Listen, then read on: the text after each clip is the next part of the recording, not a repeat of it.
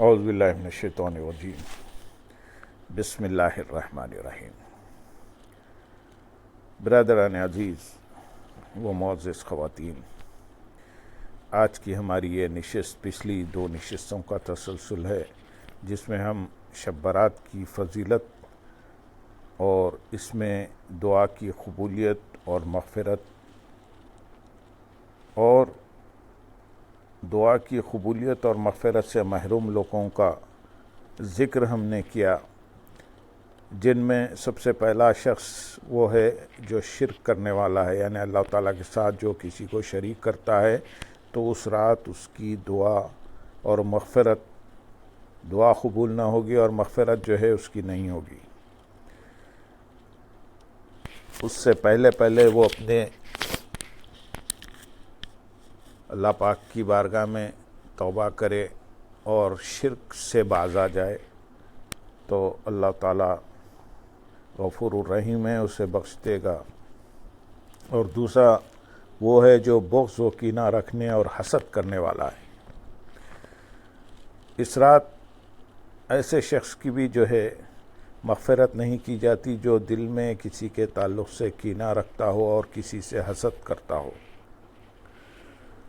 تو اس سے بھی باز آ جائیں اور توبہ کریں، اللہ پاک کی بارگاہ میں سچے دل سے توبہ کی جائے اور دل سے کینہ اور حسد نکال دے تو اللہ تعالیٰ اس کو بھی اس رات بخش دیتا ہے، اس کے تمام گناہوں کو، بشرطیہ کہ سچے دل سے اللہ پاک کی بارگاہ میں توبہ کی جائے۔ اور اس رات کسی کو ناحق قتل کرنے والا، یعنی کسی پر ظلم کر کے ناحق اس کو قتل کر دے کسی شخص کو، تو اللہ تعالیٰ اس کی بھی توبہ قبول نہیں کرے گا۔ توبہ تو قبول ہو جائے گی توبہ کرنے سے، لیکن ناحق قتل کرنے والا اللہ تعالیٰ کی بارگاہ میں گناہ گار ہے، تو اس کو چاہیے کہ توبہ کرے اور شرعی احکام کے مطابق جس کا قتل کیا ہے اس کا قصاص دینے کے بعد اللہ پاک کی بارگاہ میں توبہ کرے تو اللہ تعالیٰ انشاءاللہ غفور الرحیم ہے، اسے معاف فرما دے گا۔ اور اس رات شراب نوشی کرنے والا، اس کو بھی توبہ کرنا چاہیے، کیونکہ اس کی بھی مغفرت نہیں ہوگی اس رات۔ اور والدین کا نافرمان جو اللہ تعالیٰ کے احکام کی بجاوری نہیں کرتا ہے اور اپنے ماں باپ کے ساتھ نافرمانی کرتا ہے، تو اس کی بھی اس رات مغفرت نہیں ہوتی، تاکہ وہ سچے دل سے اللہ پاک کی بارگاہ میں توبہ کرے اور ماں باپ کو خوش کرے۔ اور چھٹا جو ہے وہ عادی زانی ہے۔ چھٹا گناہ، بڑا گناہ جو شب برات میں مغفرت سے مانے ہیں، زنا کرنا ہے، اور اس سے توبہ نہ کرنے والے لوگوں کی بھی اس رات مغفرت نہیں ہوتی۔ قرآن مجید میں اللہ تعالیٰ نے زنا کو بے حیائی کا کام اور بہت برا راستہ قرار دیا، فرمایا اور تم زنا یعنی بدکاری کے قریب بھی مت جانا، بے شک یہ بے حیائی کا کام ہے اور بہت ہی بری راہ ہے۔ زنا ایک ایسا عمل ہے کہ جس سے معاشرہ اجتماعی لحاظ سے بے راہ روی، فتنہ و فساد اور قتل و غارت گری کا شکار ہو کر رہ جاتا ہے۔ انسانوں کو ہر وقت اپنی عزت اور جان کے تحفظ کی فکر لاحق رہتی ہے۔ ایسا معاشرہ جانوروں سے بھی بدتر ہو جاتا ہے۔ ساتواں وہ شخص ہے جو خطا رحمی کرنے والا ہے۔ جن گناہوں کی وجہ سے مسلمان شب برات میں دعا کے قبول ہونے سے محروم ہو جاتے ہیں، ان گناہوں میں سے ایک بڑا گناہ رشتہ داروں سے قطع تعلق کرنا ہے۔ اللہ تعالیٰ نے ارشاد فرمایا،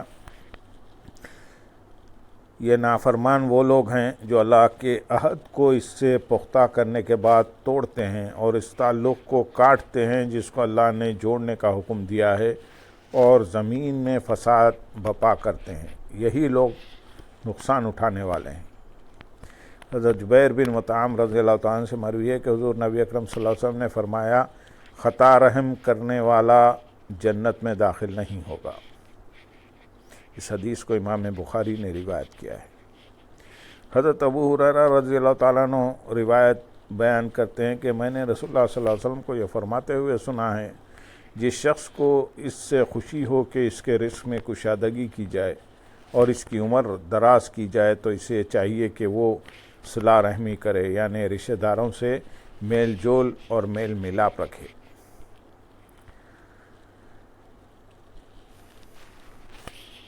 8واں شخص مجسمہ سازی کرنے یا پرستش اور احترام کے لیے تصویریں بنانے والا۔ جن گناہوں کی وجہ سے مسلمان شب برات میں دعا کے قبول ہونے سے محروم ہو جاتے ہیں، ان میں سے ایک بڑا گناہ تصویریں اور مجسمے بنانا بھی ہے۔ علماء کرام نے لکھا کہ اس سے مراد پوجنے کے لیے تصویریں اور مجسمے بنانا اور ان کا احترام کرنا ہے۔ حضرت عائشہ رضی اللہ تعالیٰ عنہا نے اپنے طاق پر ایک تصویر والا پردہ لٹکایا ہوا تھا۔ جب حضور نبی اکرم صلی اللہ علیہ وسلم نے اس پردے کو دیکھا تو اس کو پھاڑ ڈالا اور ناراضگی اور ناپسندیدگی کا اظہار فرمایا۔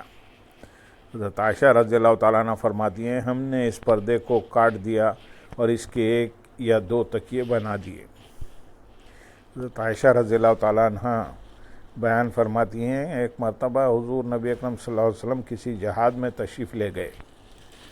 میں نے ایک بار تصویر پردہ لے کر دروازے پر لٹکا دیا۔ جب آپ صلی اللہ علیہ وسلم واپس تشریف لائے اور آپ صلی اللہ علیہ وسلم نے وہ پردہ دیکھا تو مجھے محسوس ہوا کہ آپ صلی اللہ علیہ وسلم کے چہرے انور پر ناپسندیدگی کے آثار ہیں۔ آپ صلی اللہ علیہ وسلم نے اس پردے کو کھینچ کر پھاڑ دیا یا کاٹ دیا اور فرمایا، اللہ تعالیٰ نے ہمیں حکم نہیں دیا کہ ہم پتھروں اور مٹی کو کپڑے پہنائیں۔ حضرت عائشہ رضی اللہ تعالیٰ عنہ نے فرمایا، ہم نے اس کپڑے کو کاٹ کر 2 تکیے بنا لیے اور ان میں کھجوروں کی چھال بھر دی۔ آپ صلی اللہ علیہ وسلم نے اس پر مجھ سے کوئی اعتراض نہیں فرمایا۔ 9واں شخص جو اس رات جس کی مغفرت نہیں ہوتی وہ یہ ہے کہ چغلی کھانے والا۔ جن گناہوں کی وجہ سے مسلمان شب برات میں دعا کے قبول ہونے سے محروم ہو جاتے ہیں، ان گناہوں میں سے ایک بڑا گناہ چغلی کھانا ہے۔ غیبت اور چغلی میں فرق ہے۔ کسی مسلمان کو رسوا کرنے کے لیے اس کے پس پشت اس کا عیب بیان کرنا غیبت ہے، اور 2 مسلمانوں میں فساد ڈالنے یا ان کو لڑانے کے لیے ایک کی بات دوسرے تک پہنچانا چغلی ہے۔